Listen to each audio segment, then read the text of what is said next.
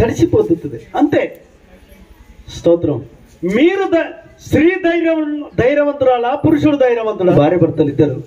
చెల్లె పేరు షారోన్, యోహాన్. ఓ సువార్త. స్తోత్రం. చాప్స్ కొట్టండి. మనోడికి ఎప్పుడు లేని భయం వచ్చింది, ఎప్పుడు మాట్లాడు. ఇప్పుడు మాట్లాడుతాడు కొంచెం బ్యాటరీ. స్తోత్రం. సహాయం వచ్చేసింది కదా.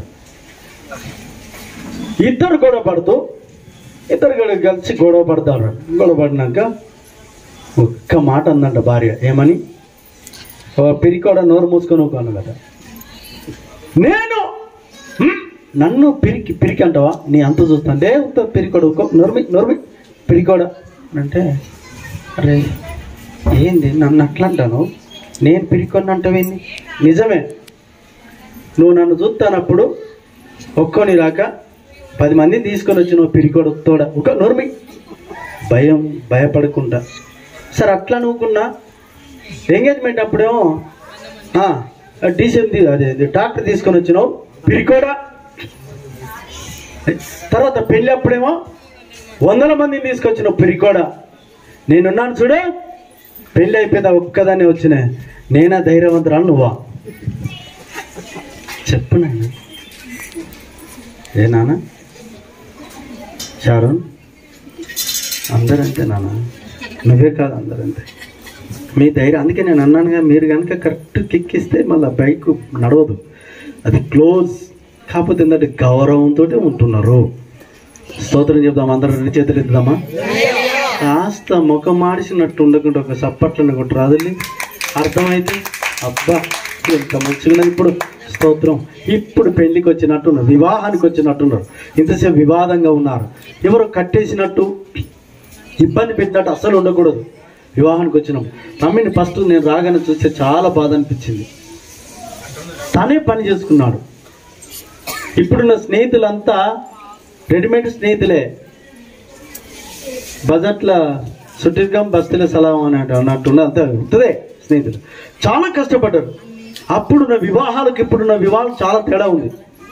నా మ్యారేజ్ అప్పుడు 4 రోజులు పందిర్లేసి కొబ్బరి మట్టలు కొట్టుకొచ్చి మామిడి ఆకులు తీసుకొచ్చి కలర్ కాగితాలు పెట్టి ఒకరికి సైకిల్ ఇచ్చి కార్డు ఎత్తి ఆ సైకిల్ మీద పెట్టుకొని కిరాయి సైకిల్ తీసుకొని పోయి ఊళ్ళో పొంటించేటోళ్ళు.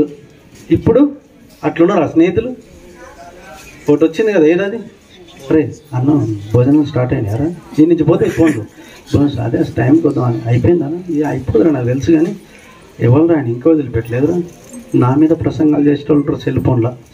ఏమంటారు? రే ఇంకా అయిపోలే, ఆ భోజనం టైంకి ఒకసారి పోనీ. అదే ఏం స్నేహితుడు. నా స్నేహితుని మ్యారేజ్ నేను కళ్ళారా చూడాలనే రోజులు లేవండి, అంత విలువలు లేవు పూర్తిగా. అప్పుడైతే సొంత ఖర్చు పెట్టుకొని వాళ్ళు ఎంత దూరమైన పోయి కార్డులు తీసుకొని పోయి అక్కడ ఇచ్చి వాళ్ళ గారు సైకిల్ తీసుకొని మళ్ళీ వచ్చి ఇక్కడికి వచ్చి కష్టపడి ఆ పందిర్లు వేసడం అంత కష్టపడి చేసేవాళ్ళు. ఇప్పుడు దేనికైనా ఎంత ఇస్తావు?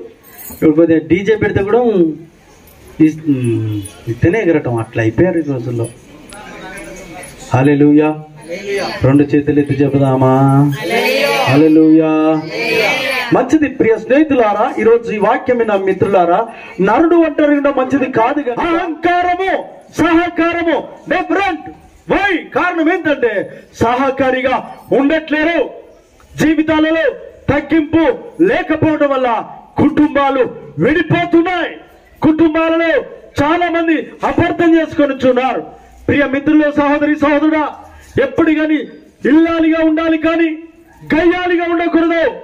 ఇల్లాలివా గయ్యాలివా కుటుంబము నిలబడాలన్నా కూలిపోవాలన్నా స్త్రీయే కారణం. అందుకే సహకారిగా నిన్ను నియమించాలి కనుక నువ్వు సహకారిగానే నిలబడాలి. ఎస్, భర్తకు లోబడాలి. పౌలు చెప్పాడు, నీ భర్తకు లోబడాలి. లేదంటే నేను కనబడతా, అసలు దగ్గరే లేదు నాకు. ఎవరైతే ఏ కుటుంబం జ్ఞానవంతురాలట ఏం చేస్తుంది? జ్ఞానవంతురాలు తన ఇల్లును కట్టుకుంటుంది. ఎందుకో? ఒక 2 గురించి చెప్తాను నేను. లేట్ అవుతుందా? ఎందుకు సార్ లేట్ ఎక్కడిది? కానీ మీరు మంచిగా సరి చేస్తున్నారు, ఆ సిమెంట్ పెట్టి గోడ మంచిగా కడుతున్నారు, అదేదో మళ్ళీ దులుపు నాయన, ఇక ఇట్లా దులిపితేనే ఇప్పుడు కుటుంబాలు నిలబడతాయి. స్తోత్రం. ప్రియమైనటి మిత్రులారా, మిమ్మల్ని దేవుడు దీవించను గాక, మీరు మంచిగా ఉంటారు అని చెప్పి ఏదో చెప్పిపోతే కుదరదమ్మా, అట్లా కుదరదు. స్తోత్రం. హల్లెలూయా. కటింగ్ చేసుడు ఆనందం చేస్తే ఎదురు కూడా ఉండొద్దు. స్తోత్రం. లెక్కకే చేయాలి. ఆమెన్. వివాహం చేసి చెప్పినది. ఎందుకంటే జీవితంలో మళ్ళా కూర్చోమంటే కూర్చుంటారు వీళ్ళు, మనల్ని కూర్చోబెడతారు. 80 పెళ్లిళ్ళు చేసి రండి, మీరేం చేస్తున్నారు? చేతులు ఎత్తుదాం. హల్లెలూయా, హల్లెలూయా.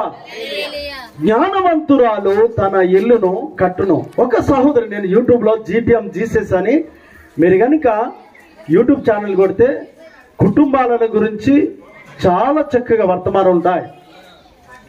ఎప్పుడు కానీ ప్రతి కుటుంబాలలో జరిగేది ఏంటంటే గోపురాలు కడుతున్నారు, కాపురాలు కూర్చుకుంటున్నారు. ఈ వర్తమానం ద్వారా ఎంతో మంది ఫోన్ కాల్ చేశారు.